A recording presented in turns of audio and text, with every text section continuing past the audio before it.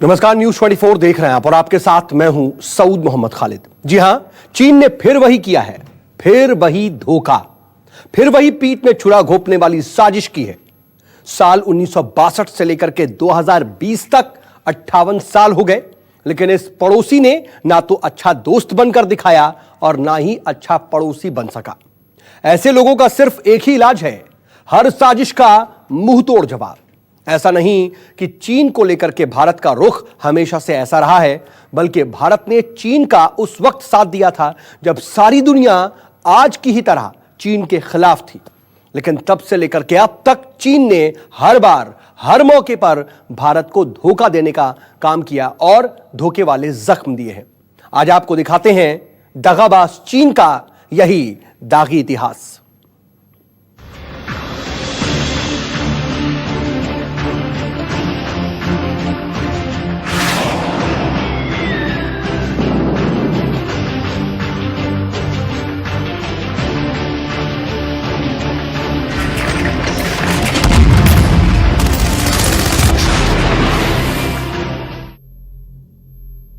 ये नारा एक बार फिर बता रहा है कि भारत को लेकर ना तो धोखेबाज चीन की नीति बदली है और ना ही नीयत।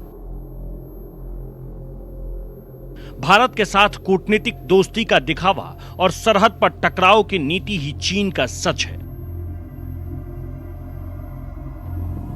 आज चीन के एक एक धोखे को बेनकाब करने का वक्त है।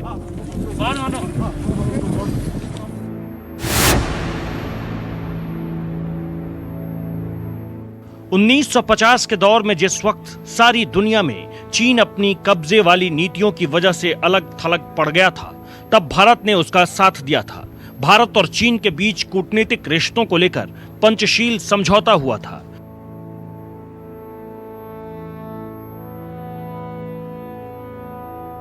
उस समझौते के तहत भारत ने तिब्बत में चीन शासन को स्वीकार किया। उसी समय भारत के पूर्व प्रधानमंत्री जवाहरलाल नेहरू ने हिंदी चीनी भाई भाई का नारा दिया था। चीन ने उस नारे को स्वीकार किया था।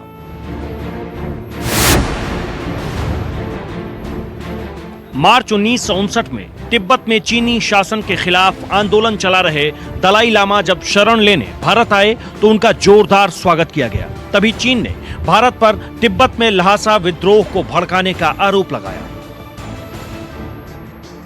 उसके बाद दोनों देशों के रिश्तों में तनाव आने लगा।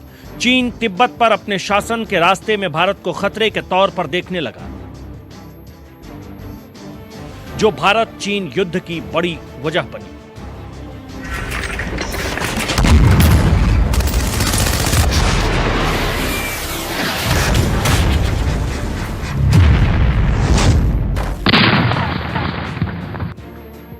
उन्नीस से 1962 के बीच भारत और चीन के बीच सरहदों पर कई छोटे मोटे संघर्ष हुए, लेकिन 10 जुलाई 1962 को एक बड़ी घटना हुई। करीब 350 चीनी सैनिकों ने चुशुल में एक भारतीय चौकी को घेर लिया।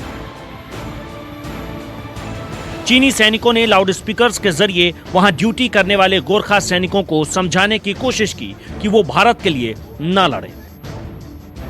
चीन हमेशा हिंदी चीनी भाई भाई का नारा लगाता रहा और इसी नारे के चलते, पंचशील के मसौदे के चलते उसने हिंदुस्तान को ये भरोसा दिला दिया था कि वो शांति चाहता है और वो सैनिक कार्रवाई करके और सीमा विवाद को हल करना नहीं चाहता।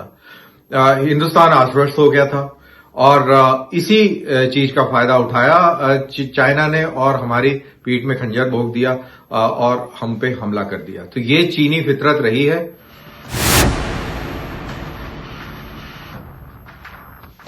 बीस अक्टूबर 1962 को चीन के साथ युद्ध की शुरुआत हुई थी। चीन की पीपुल्स लिबरेशन आर्मी ने लद्दाख और नॉर्थ ईस्ट फ्रंटियर इलाके में मैकमोहन लाइन के पार धोखे से हमला कर दिया।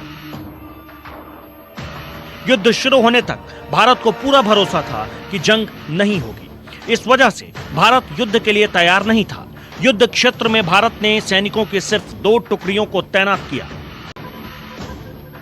जबकि चीन की 3 रेजिमेंट्स तैनात थी। चीनी सैनिकों ने भारत के टेलीफोन लाइन काट दिए, जिससे भारतीय सैनिकों का अपने मुख्यालय से संपर्क करना मुश्किल हो गया था। युद्ध के पहले दिन चीन की पैदल सेना ने पीछे से भी हमला किया। लगातार हो रहे नुकसान की वजह से भारतीय सैनिकों को भूटान से निकलना पड़ा। इसी दौरान करीब 400 चीनी सैनिकों ने भारतीय सैनिकों के ठिकाने पर हमला कर दिया।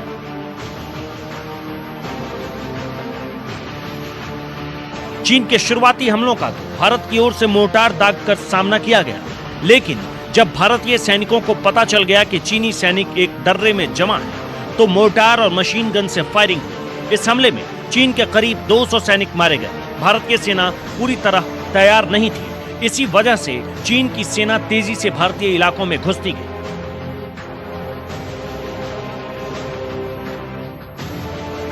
चौबीस अक्टूबर तक चीनी सैनिक भारतीय क्षेत्र में 15 किलोमीटर अंदर तक आ गए।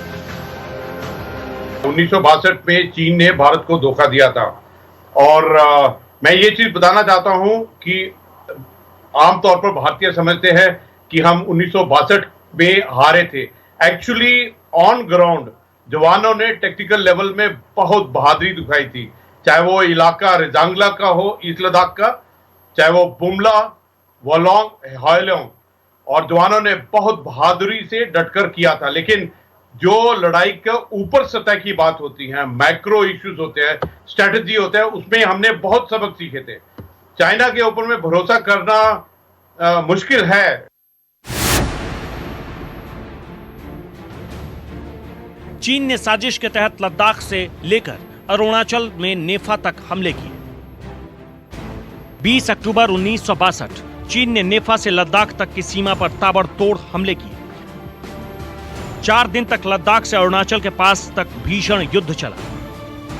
24 अक्टूबर 1962 चीन की ओर से 3 सूत्रीय संघर्ष विराम प्रस्ताव भेजा गया। 26 अक्टूबर 1962 भारत ने युद्ध की वजह से राष्ट्रीय आपातकाल घोषित कर दिया। 27 अक्टूबर 1962 पीएम नेहरू ने चीन के संघर्ष विराम के प्रस्ताव को खारिज कर दिया। 15 नवंबर 1962 पूर्वी सीमा और पश्चिमी क्षेत्र में चीन के ताबड़तोड़ हमले शुरू हो गए। 18 नवंबर 1962 चीन ने नेफा में बोमडिला पर कब्जा कर लिया। लद्दाख से लेकर नेफा तक भारतीय सेना ने डटकर मुकाबला किया। 21 नवंबर 1962 चीन ने एकतरफा संघर्ष विराम की घोषणा की। चीन ने अपने सैनिकों को वास्तविक नियंत्रण रेखा से 20 किलोमीटर पीछे लौटने को कहा। चीन ने हमारे साथ बहुत सारे मुआहदे करे हैं बॉर्डर के ऊपर, और हर बार वो मुआहदा करता है और उस मुआहदे को तोड़ देता है। चीनी फितरत रही है कि वो 2 इंच अगर हिंदुस्तान की सीमा में घुसता है तो शांति की बात करते करते वो 1 इंच पीछे चले जाता है। और इस प्रकार से 1962 से लेके आज तक उसने कई 100 किलोमीटर का इलाका हमारा धीरे धीरे हड़प लिया है। और ये चीन की नीति रही है। अभी पिछले 5-6 साल में जिस प्रकार से हम चाइना को रोकते आए हैं और उसके सामने मजबूती से खड़े होते आए हैं, ये चाइना को नागवार गुजर रहा है। और उसी का कारण है कि अब ये परिस्थिति उत्पन्न हुई है जिसके अंदर चीनी सेना और हिंदुस्तान सेना के बीच में फेस ऑफ चल रहा है, और आज तो सैनिक भी शहीद हुए हैं। चीन ने भले ही साजिश रची थी, लेकिन वो भारतीय सेना के दमदार हमले की वजह से घबरा गया। उसने संघर्ष विराम की पहली पेशकश की। चीन के पहले प्रधानमंत्री जो इनलाई ने भारत के पीएम नेहरू को चिट्ठी लिखकर संघर्ष विराम का प्रस्ताव रखा। इनलाई ने प्रस्ताव रखा कि भारत और चीन युद्ध समाप्त कर दे। चीन ने अपनी सेना को वास्तविक नियंत्रण रेखा यानी LAC से 20 किलोमीटर पीछे बुलाने का सुझाव भी दिया। साथ ही अरुणाचल में अक्साई चीन पर पहले जैसी स्थिति बनाए रखने की बात कही। नेहरू ने चीन का यह प्रस्ताव खारिज कर दिया और कहा कि अक्साई चीन पर चीन का दावा अवैध है। मैं पूरे विश्वास के साथ ये बोल सकती हूँ कि इंडियन आर्मी एक बहुत ही ज़्यादा प्रोफेशनल आर्मी है। हमने आज तक कभी किसी भी जंग में पहल नहीं की है, फिर चाहे वो कारगिल वॉर था, चाहे वो 62 का वॉर था, उसके पहले हमारे पास जितनी भी हमारे पास हिस्ट्री आप उठा के देख लीजिए। भारतीय सेना में बहुत ज़्यादा एक सहजता है, बहुत ठहराव है।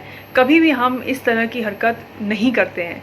तो डेफिनेटली चाइना की तरफ से पहल हुई है, ऐसा मेरा मानना है। करीब 1 महीने तक चले युद्ध के दौरान चीन के 740 सैनिक मारे गए थे। अचानक हुए हमले के बावजूद भारतीय सैनिकों ने बहुत जल्दी संभल कर मुंह तोड़ जवाब दिया। हालांकि अक्साई चीन पर चीन ने कब्जा कर लिया और उत्तर पूर्व का काफी हिस्सा भारत के हाथ से निकल गया, लेकिन चीन की इस धोखेबाजी ने सरहद पर भारत को बहुत बड़ा सबक दिया। Bureau report, news 24। वैसे जब भी चीन के साथ जंग की बात होती है तो 1962 का जिक्र जरूर होता है। दरअसल चीनी मीडिया ने हमेशा उस साजिश वाले हमले को भारत के खिलाफ दुष्प्रचार की तरह इस्तेमाल किया, लेकिन वही चीन 1962 के 5 साल बाद 1967 की उन 2 जंग पर चुप हो जाता है, जब 3 दिन में उसके 300 से ज्यादा सैनिक मारे गए थे। 1962 में चीन के धोखे का भरपूर बदला भारतीय सैनिकों ने 1967 में ले लिया था।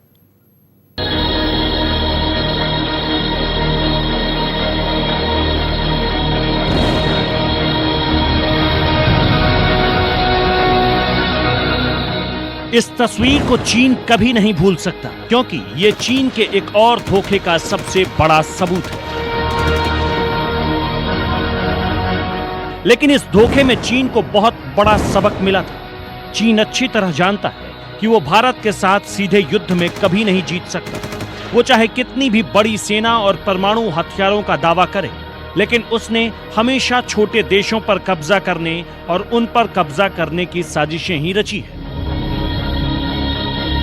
इसलिए जब भी भारत के खिलाफ कोई कदम उठाता है तो उसे अपने कदम पीछे खींचने ही पड़ते हैं।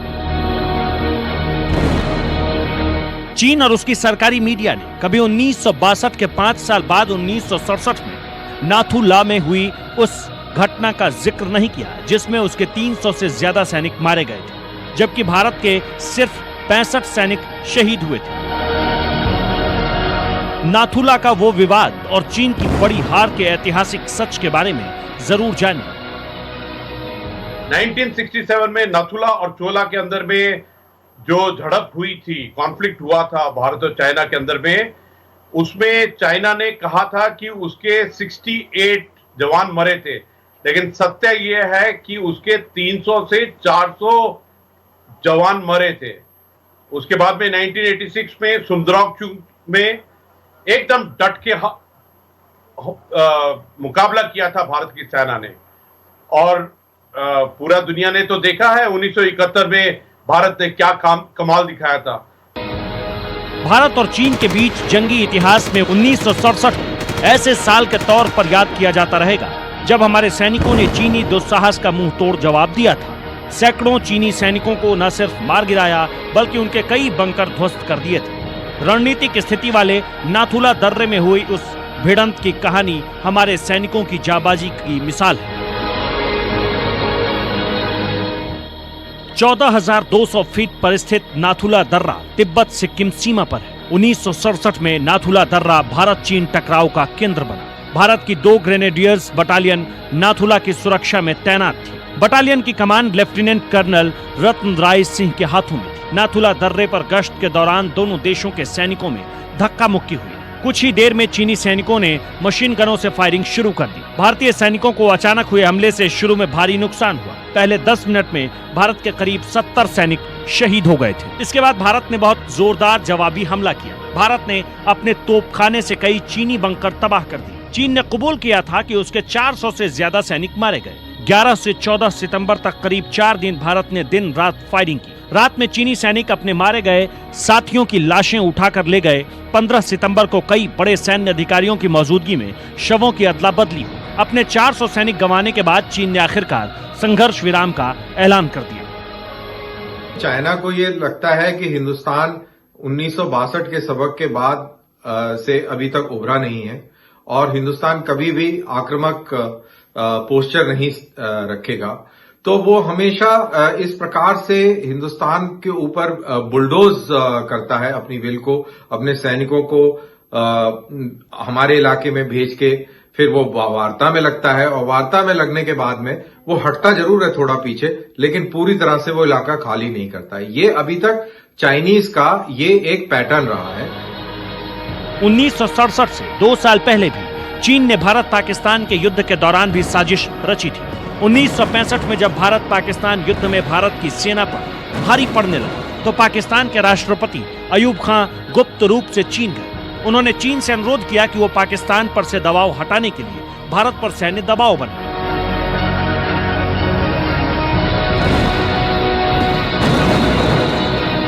चीन ने सिक्किम और नाथुला दर्रे को लेकर ऐसी कोशिश भी की थी, लेकिन भारतीय सैनिकों ने एक तरफ पाकिस्तान से लड़ते हुए दूसरी तरफ चीनी सैनिकों से भी डटकर मुकाबला किया। 1962 से लेकर 1967 तक चीन को यह एहसास हो चुका था कि भारतीय सेना से सीधी लड़ाई लड़ना बहुत मुश्किल है।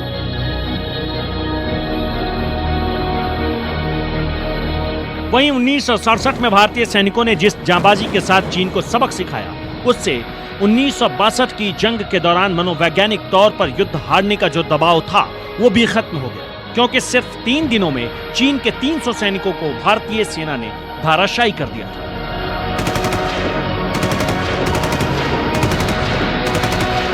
Bureau report, news 24। चीन के 300 से ज्यादा सैनिक भारत के खिलाफ साजिश करने में मारे गए, लेकिन चीन फिर भी माना नहीं। उसने सितंबर 1967 में नाथुला दर्रे पर बड़ी हार के बाद अगले ही महीने अक्टूबर में दोबारा भारतीय सैनिकों के साथ एक बड़ा धोखा किया। लेकिन इस बार जो हुआ, उसने चीनी सेना को यह बता दिया कि भारत से भिड़ना उसके बस की बात नहीं। चीन को भारतीय सेना ने 2 महीने में दूसरी बार बहुत बड़ा सबक सिखाया, जिसकी बहुत बड़ी कीमत चीन को चुकानी पड़ी।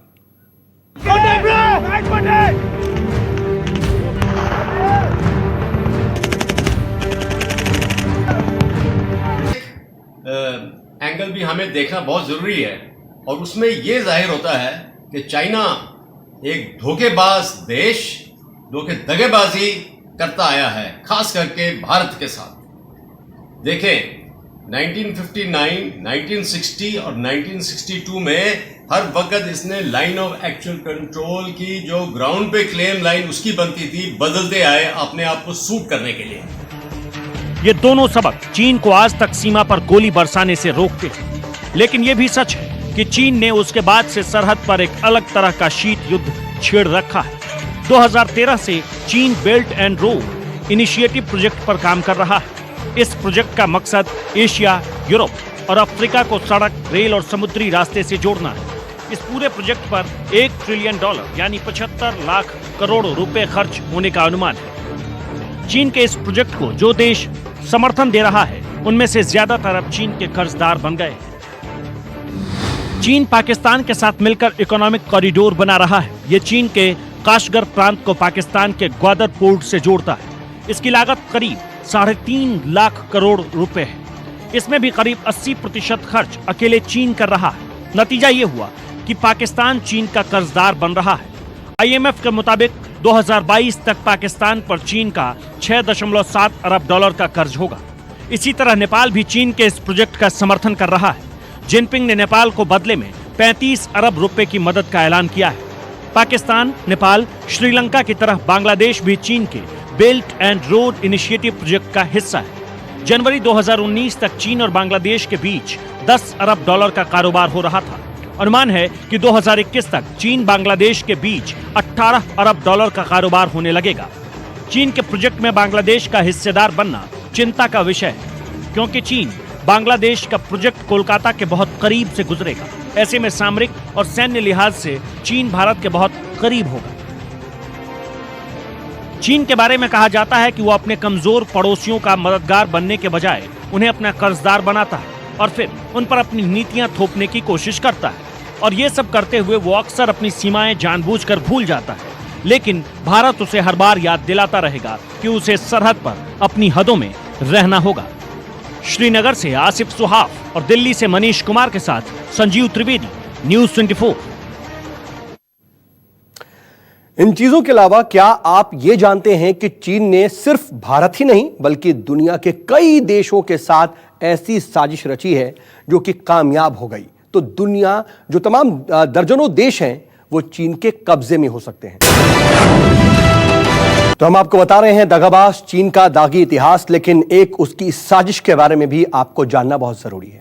दरअसल चीन ने सरहद पर जो गलती की है उसका भरपूर जवाब उसे मिल गया है। लेकिन यह भी सच है कि बीते 20 सालों में चीन ने भारत जैसे मजबूत देश से लड़ने की बजाय कमजोर देशों के साथ कर्ज और कब्जे वाली एक घातक नीति अपनाई है। वो नीति क्या है, जरा आपको डिटेल में समझाते हैं। दरअसल चीन ने 150 देशों को $1.5 ट्रिलियन का कर्ज दिया है। चीन ने दर्जन भर देशों को उनकी जीडीपी से 20% से ज्यादा कर्ज दिया है।